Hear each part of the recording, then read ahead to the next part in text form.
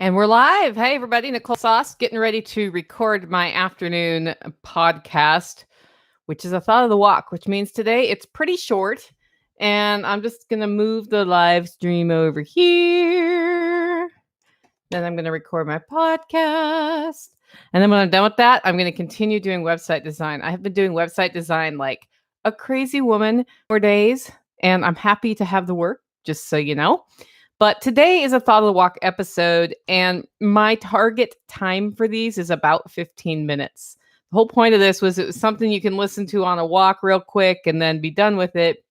And that means that I've taken some time to have a thought, and then I forgot the thought, and then I remembered the thought again this morning. So yeah, that's what we're going to be doing today. Now I got to get my GarageBand up and running, and then I'm going to get this recording going. So stand by, and then you can watch me record my podcast. Then you can go listen to it too. Oh, wait, you probably get sick of me. Like I'm on YouTube all the time, and then you got to listen to my podcast. Anyway, so we'll be doing that here in about 5 seconds.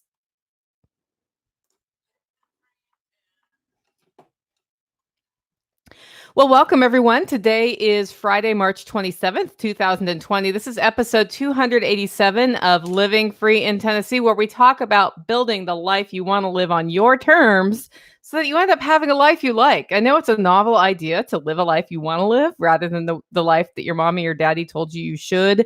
Or maybe it's just society, or maybe it's somebody you really admire. I don't know. But a lot of us find ourselves in a situation where we're not living the life we want, and it's up to us to change that. Today is Friday, and we either do interviews on Friday or we do Thought of the Walks. Today is a Thought of the Walk Friday. Next Friday is an interview Friday. So I'll be talking to you just about something I was thinking about, and I have been on a lot of walks lately. Today's topic is about fear and freedom. Fear and freedom.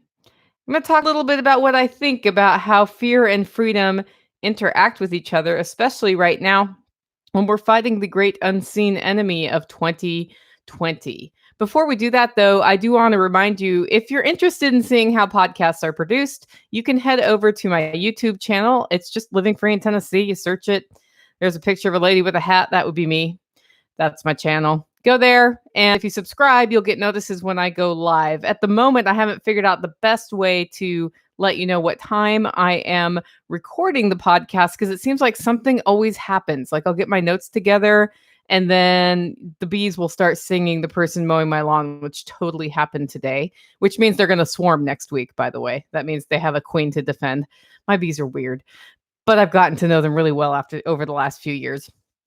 And so I don't exactly know what time I'm going to record today. We managed to hit it right at 3:00. Anyway, that's over on YouTube. Also, next week, Tuesday, 7:30 to 8 a.m., we're doing a live chat on MeWe. That's MeWe.com. And then you find livingfreeintennessee.com. And then you join, and we have a live chat. It's kind of a fun, lively chat. What happens, though, guys, is the chat goes on all day long, and people have different things to talk about. So those are my two announcements. With that, I am going to jump straight into today's show because I don't have any really interesting Stump the Sauces. You know, if you want to send me a Stump the Sauce, email it, Nicole@livingfreeintennessee.com. Otherwise, you know, I won't be stumped. I'm kind of getting stumped online by text from time to time, by the way, but that's a totally different story. So with that, I am going to jump straight into today's show, which is a thought of the walk on fear and freedom. You see, every so often I go on a walk, and now I go on 2 of them a day because my dogs really need to have the wiggles run out of them. So I've had lots of time to have thoughts, and usually something that I've been noodling on will come clear. And this one I have been noodling on, and different people have been saying things about it. And I thought, it is time to talk about fear and freedom. It's time to talk about fear and freedom. And I've always said this: freedom ain't hard. And people always look at me with this look on their face like, huh? Well, it ain't hard, but it takes hard work. That's the thing about freedom. It's a very simple concept, but it takes hard work to stick to it. It takes hard work to make sure you keep yours and to help other people keep theirs. It takes hard work. And sometimes that hard work is just letting yourself let go of the opinion you have about how somebody else should live their life if it's not hurting you. That part's hard. It's like getting rid of your internal busybody, right? And a lot of people can't do that. And then when they do let that internal busybody go nuts, they let it go nuts and then justify why, no, that is freedom. It's freedom for me to tell you what to do, right? You start trying to trick yourself. And that's why I say freedom ain't hard, but it takes hard work. And I think this concept is no more true than right at this moment when we have an unseeable, unsmellable enemy in the form of a viral infection. Like we have made a viral infection the enemy. And it's causing people to walk around in like spacesuits and spritzing Lysol in their path and wiping everything with bleach wipes and getting mad when they see people hanging out with people. Like literally reporting there are reporting hotlines if you see somebody invite friends over in some cities. That's what's making us do. And that's social distancing, right? And social distancing is like really cool now. If you are social distancing right now, you are hip. You are hip.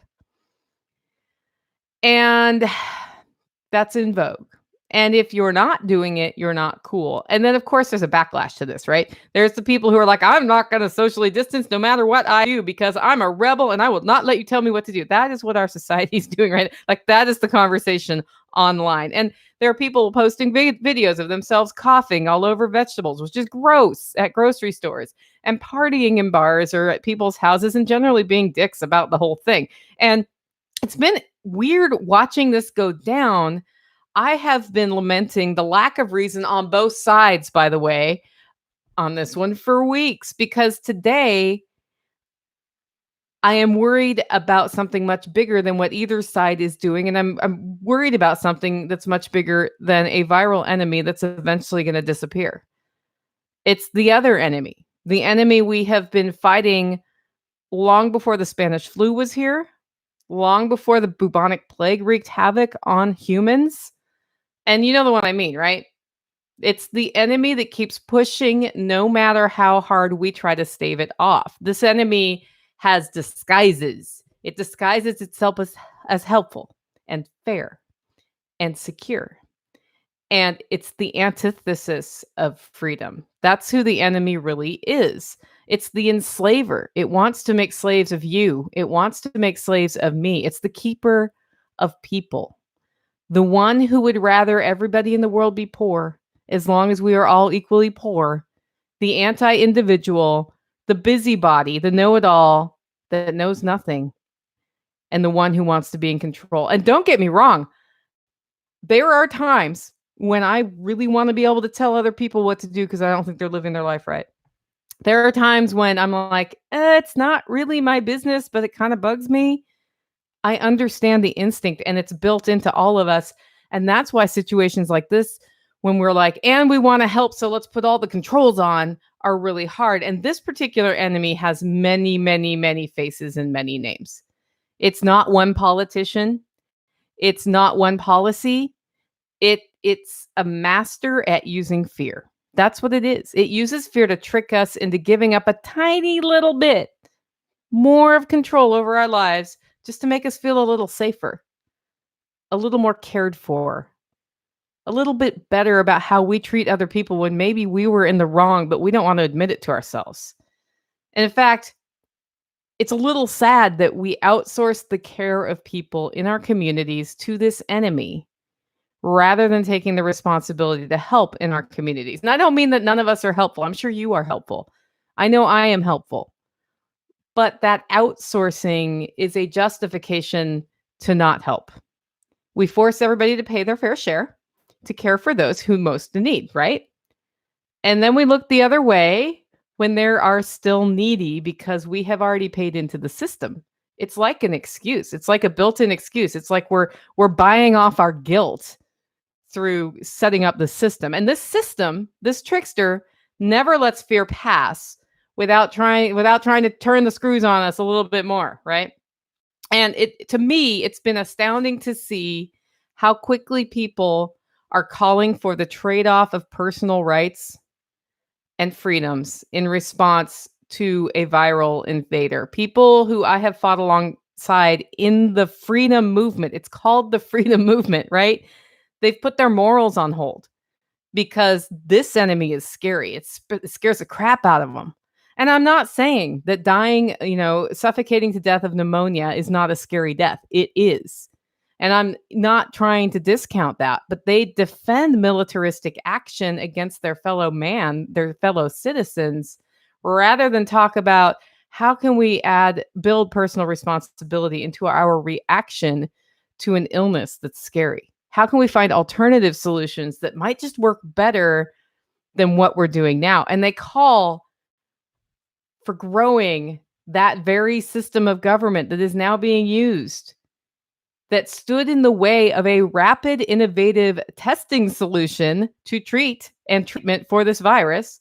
They're asking for expansion of that, somehow thinking if we expand that, if we make healthcare free for everybody and run by the very agencies who mucked things up back in January and probably before then, because I'm pretty sure they were keeping their eye on it before then, somehow magically expanding that fixes this problem. It will defeat the organism, right? I don't know how that works. The tighter oversight of the very professionals who know how to react to this by expanding the agencies will do the opposite of open them up for innovation. And I know that fear makes you want to do something, and doing something is better than doing nothing. But if we tighten the screws, the bounce back from what's happening right now is going to be slower. And that's scary. We saw that happen in the Great Depression, right? All the programs that were launched to help people slowed down the bounce back from the horrible things that were happening in the Great Depression. And we're looking at doing that again here. And people are so afraid that they've stopped seeing things in balance. They just want it gone. And I'll tell you what, guys, I want it gone too. I would like this gone. I want to go on. I want to move on. I'm growing this year. You're growing this year. But the real enemy that wants to chisel away at our freedoms a little bit more, because getting sick and dying is scary, and losing a loved one is scary, and God, heaven help us if it's one of our children, that's even worse. That's scary. So now we're willing to give up freedoms because it's scary. And don't get me wrong, I don't want to get coronavirus. Nor do I want to accidentally be like Typhoid Mary of coronavirus and spread it around. And I'm lucky enough to live a life where most of my work has been from home for many years, so I can just stay home. And that's what I've been doing. Because I'm like, I don't want to be the person who picks up the grapes at the market and then hands them to somebody else and gets them sick, right? But I also don't think that pumping dollars into socialized medicine or expanding the FDA or the CDC really fixes our ability to react to this sort of pressure on our system. I think it does the opposite. It's like pouring money into bureaucracies so that they can expand themselves to make it even slower to react, to make them more committed to their own livelihood rather than committed to a mission. And that does not mean people who work, individuals at these agencies who work, don't want to solve the problem. I think they do. But people get stuck in rulemaking, and they get stuck in rule following. And then when you expand the rules and you expand the rule makers, you slow everything down. And if you don't believe me, just go spend a couple of days at a VA hospital or a VA facility and watch what's going on there. Talk to some of those people waiting in the lobby, and then waiting some more. We don't joke about it being VA all day for any other reason than it's slow as molasses and not innovative. And it's an expanding bureaucracy that we could learn how our socialized system may be if we get that through. We're probably going to get that through, guys, by the way. So today, as I was walking, my thoughts went back to that idea of never letting fear, a good crisis, never letting that go to waste. And perhaps now, the one thing I can control, because I can't control all that mess, right, that I just talked about. The one thing I can control is I can start talking about how rolling back the FDA could make a better future for all of us. It could make it easier for the professionals who know how to deal with a situation like this to innovate early and quickly. And not just in our healthcare system, right? It could make it easier for individuals to sell the stuff from their small farms, for small food producers to give to their community, to sell to their community, for entrepreneurs who see a need to be able to fill that need. Because I can tell you, and believe me, I know at this point, if you want to feed people, if you want to give them something consumable, the regulatory oversight on that is so beyond belief. The only people who can get through in the long term have a lot of investment, and they need to have a model where they go ultra huge. And that's why you see these E. coli outbreaks from farms in California that are giving lettuce to the whole country. That's why you see those go so wide versus if every community had a smaller producer. But it's hard to be a small producer because the people who are the big producers are writing the rules with the regulators. And heck, right now, we can highlight why having a stable, localized food system is important, right? Why having the ability for somebody, if they see a need, to be able to quickly launch a business without having to fill out piles of paperwork just to deliver something to somebody's door in a safe way so they don't have to go to the store. Because if you see a need as an entrepreneur, you want to fill it. What you don't want to do is a bunch of paperwork. Heck, the gig economy. Let's talk about the gig economy. And this is like the biggest example of how freedom is awesome that there is. In some cases, it's the only hope for people who just lost their jobs with no warning, right? You can go out right now and go do some work for some money that may not be as much money as you'd like, using tools like Uber Eats. And okay, I get it. Every locality has different rules about what's allowed, but you can tap into those right now. And yet, the gig economy, the very concept of the gig economy, has been under attack for years by the same special interest driven politicians and large corporations, because those are the same flippin' thing. And if you don't see that, you're wrong. They've been under attack by them because they don't like the competition that they're getting from it, where an individual can just be like, I'm going to drive people around in my car. We're going to agree to this agreement and they're going to pay me money. And I don't need a license for that, right? That gig economy is the only hope for some of my friends. So how does it even make sense to eliminate that? So instead of focusing on fear, let's focus on highlighting why the gig economy, which has somehow managed to persevere, even though it's been under attack and under increased regulation. Maybe we should focus on why that's cool, on why farmers should be able to sell what they produce to people directly and be able to sell in local grocery stores without having to spend hundreds of thousands of dollars on being inspected and building a facility. I don't know, that's a crazy idea, but there you go. Anyway, that's where I want to focus my time. And yeah, exactly now, when we are facing the uncertainty of economic stability and seeing individual rights be trampled, now it's time to start talking about this. Because if we wait, we won't get the results we want. And the results we want are better communities, more prosperity, and expanded freedom, not the opposite of that, right? Okay, if you like the show and the work I do, you can support me in two ways. One, by buying your coffee at hollowroast.com. Two, you can become a member over at livingfreeintennessee.com. Just go there, click on membership, and it's super easy to sign up. With that, guys, go out, make it a great week. Whoo! Any questions about that one? That was a fun one to talk about. I may have gone off the rails, though. Did I go off the rails? You guys don't comment very much. Just Cindy. Hi, Cindy. I don't even know if you're still there, but said hi. Anyway, thanks for tuning in, guys. That was the thought of the walk today, and I hope you have a really, really great weekend.